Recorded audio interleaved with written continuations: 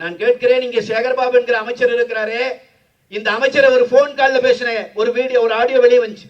இந்த சவுக்கு சங்கர்னு சொல்லி ஒரு பத்திரிகையாளர், ஒரு ஊடகவியலாளர், அவரை வேட்டையாடினார் இந்த சேகர்பாபு.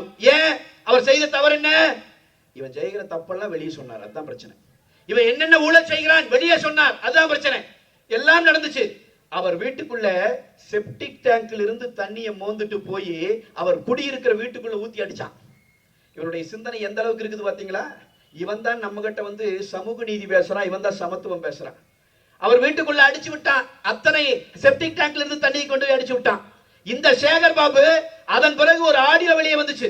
அதுல ஒரு ரவுடி ஒருவர் பேசுகிறான், திமுகவை சேர்ந்தவன்.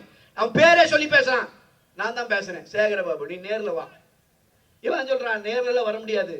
இவர் திருப்பி சொல்றார், இப்ப பாக்குறியா உன்னை என்ன பண்றேன்னு. அவன் சொல்றான், நீ பண்ணு, ஆனா நீ பண்ணுனதெல்லாம் நான் வெளியே சொல்லிடுவேன். ஏய், ரவுடியும் அமைச்சரும் இப்படி ஒரு டீலிங்ல இருந்தீங்கன்னா நாடு எப்பற உருப்படு?